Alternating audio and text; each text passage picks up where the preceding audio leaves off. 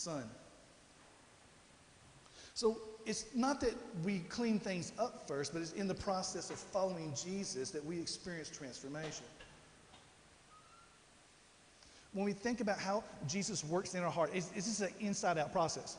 Right? The way the gospel works, while we pursue Jesus, while we love, while we serve, it's an overflow from our heart for what he has done for us. This is the way the gospel works. It's inside out. Now, when we think about religion, it's more of an outside-in thing. Right? I do these things, so I'm loved, so I'm approved. And the gospel says, no, you are loved, you are approved, but what Jesus done for you on the cross, not what you have done. So the idea for this series has been about what it looks like to follow Jesus. So what do you do in those moments when you mess up? What do you do in those moments when you blow it following Jesus? What do you do when you make a mistake? What do you do when those moments in life when you don't want to follow him? And so can we just be that honest today? Because if not, today's not going to help you any. But I am convinced that today really can set some of you free. What do you do when you knowingly turn your back on him? What do you do when you say you'll follow him? You want to, you're convinced you will, only to be in a situation where your actions don't even come close to what you say. And that's what we're going to see today. So if you have your Bibles or your device, join me. Mark chapter 14. I'm going to read verses 26 through 31 today.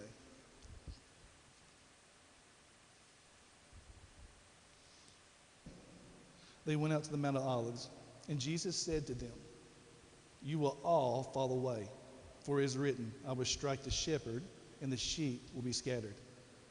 But after I am raised up, I will go before you to Galilee." And Peter said to him, "Even though they all fall away, I will not." And Jesus said to him, "Truly I tell you, this very night, before the rooster crows twice, you will deny me 3 times. But he said emphatically, "If I must die with you, I will not deny you."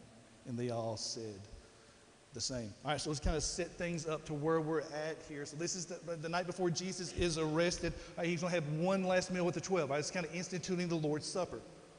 And then he tells him, listen, every one of you here, you're going to turn your back and you're going to abandon me. You're all going to run. And he's going to make reference to this prophecy that's found in Zechariah 13, where he talks about the shepherd being struck, and all of a sudden the sheep are going to scatter. But then Jesus says something in verse 28 that is real easy to miss, and this is what I really want to highlight for our time together today. It says, "But after I am raised up, I will go before you to Galilee."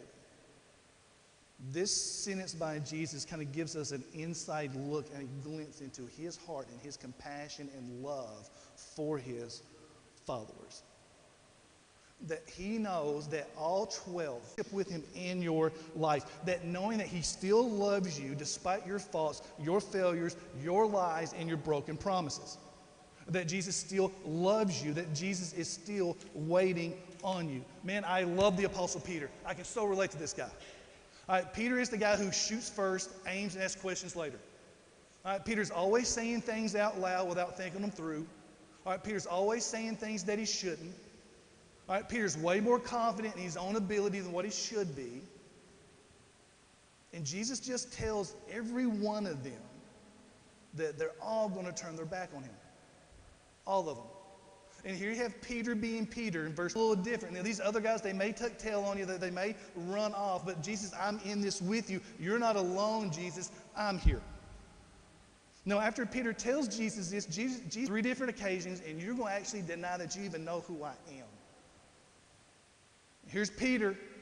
He doubles down, verse 31.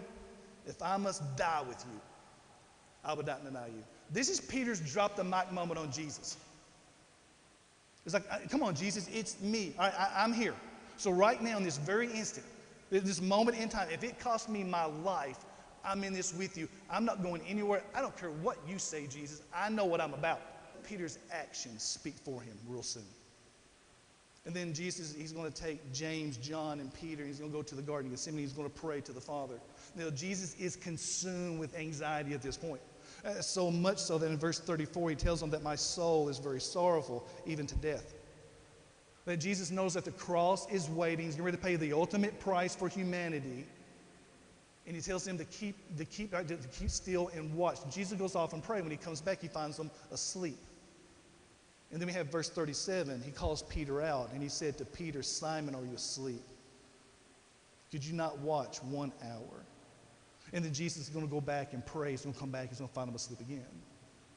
And then one more time, Jesus is going to go away. He's going to pray, and then he comes back into the hands of sinners, and they arrest Jesus.